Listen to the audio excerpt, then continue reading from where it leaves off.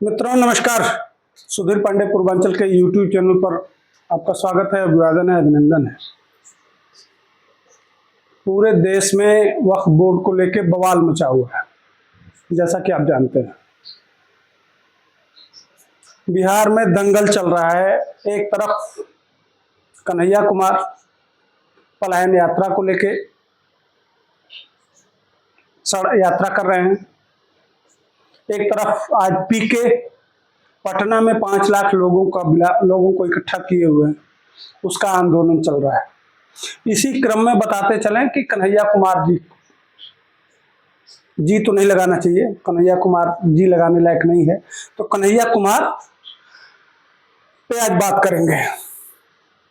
आइए पहले देखिए वीडियो।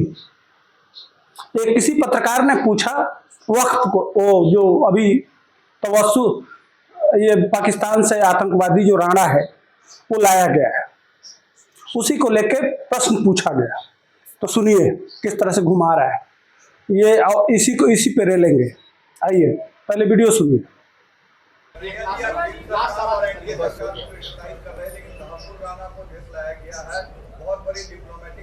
किसको लाया गया है? 26/11 के जो टेरर अटैक के।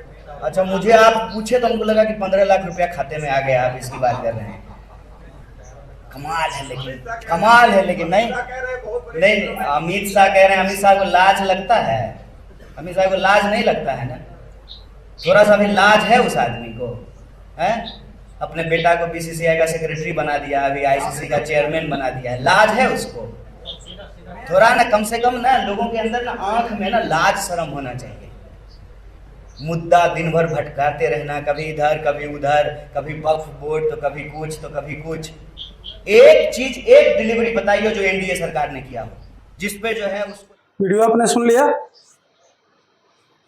तो प्रश्न पूछा गया है, उस पे ये घुमा रहा है। क्या है? किसको बुलाया गया है? तो उसको कह रहा, मैं सुना कि 15 लाख रुपया मिल गया मोदी जी का, आपके खाते में आ गया। उसके बाद से अमित शाह पे बरस रहा है। अमित शाह अपने बेटे को बीसीसीआई का चेयरमैन बना दिए। उसके बाद से ये घुमा रहा है उन चीजों को। आइए इसकी रलाई करते हैं। तो कन्हैया कुमार जी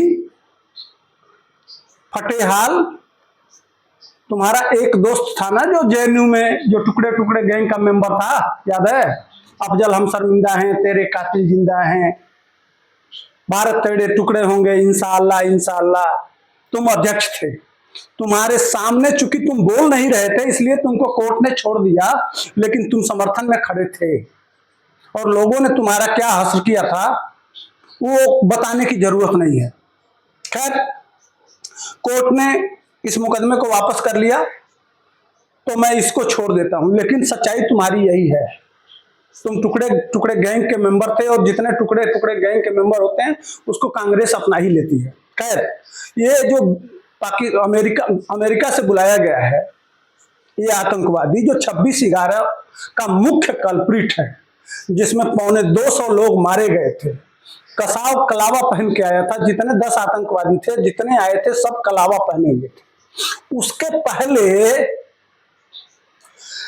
एक व्यक्ति कांग्रेस समर्थित, उन्होंने पूरा, अब समझिए किस तरह से रचना रचा गया था।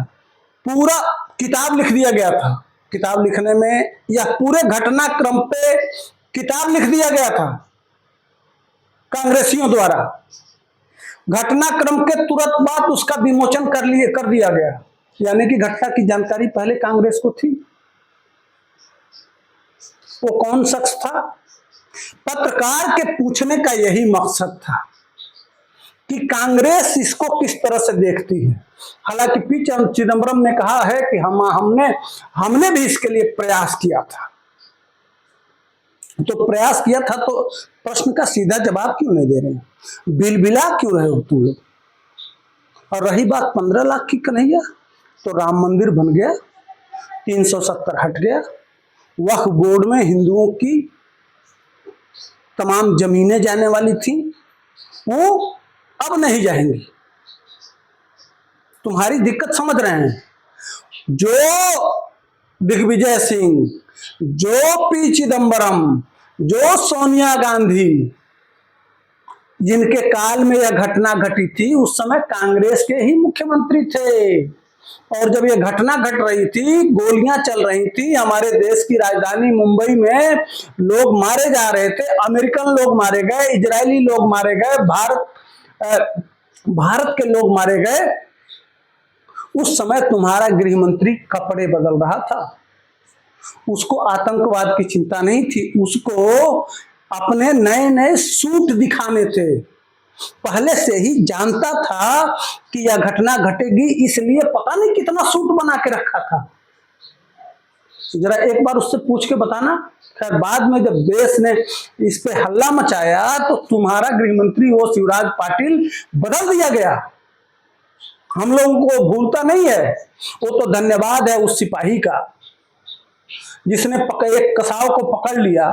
नहीं तो ये पूरा कांग्रेस आईएसआई से मिलके, पाकिस्तान की सेना से मिलके और पूरा प्लान रचा था कि किस तरह से इस देश के 120 करोड़ हिंदुओं को हिंदू टेरर के नाम से स्थापित कर दिया जाए। इसके लिए किताब लिख के दिया गया था, पूरा प्लानिंग था। अब जो ये आतंकवादी आया है वह इनकी सारी कलई खोलने वाला है। वो सच बताएगा कि वह भारत के किन किन नेताओं से संपर्क था, आईएसआई के माध्यम से भारत में कौन लोग जुड़े हुए थे। वास्तव में ये सैफरन टेलर के नाम से वो कलावा बांधने का आइडिया कौन दिया था। चूंकि यह जो पकड़ा गया है वह भारत में पहले आया और रेकी किया। उस समय तमाम बॉलीवुड के स्टारों का भी नाम आया, उसमें महेश भट्ट के बेटे का भी नाम आया। आप लोग और हेडली ने जो बताया था। और एक और आपको बात बताऊं, उसी घटनाक्रम में जितने लोग ये बॉलीवुड वाले थे वो सारे लोग, अब रात को आपको तय था कि कल ऐसी घटना घटने वाली है कि आप सफेद पैंट और पजामा पहन के सोएंगे। सुबह जब पहुंचता है पूरा बॉलीवुड तो सारे लोग एक ड्रेस में होते हैं, सफेद कुर्ता और पजामा। इसको भी समझिए।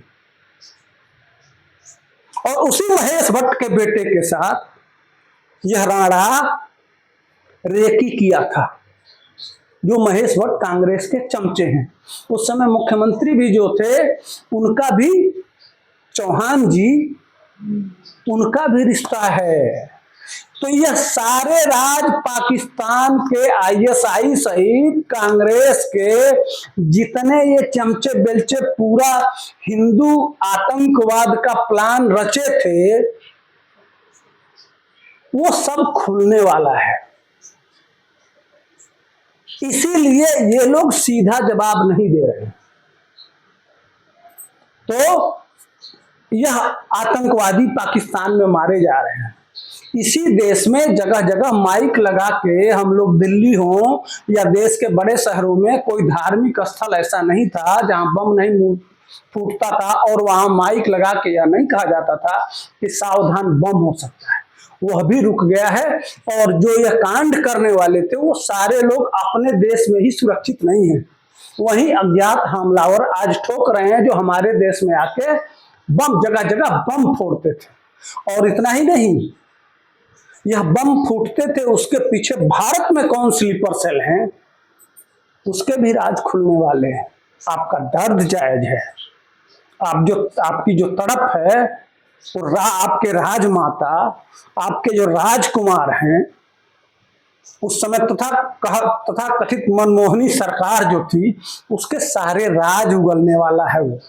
इसलिए आप गोल गोल जो घुमा रहे हैं वो आप बच नहीं पाएंगे। और दुनिया में दुश्मन देश का जो आतंकवाद है वो अब पता चलेगा कि किस तरह से भारत सरकार से मिलके ये आईएसआई और पाकिस्तानी सेना हमारे देश में हमले करती थी, वो खुल रहा है।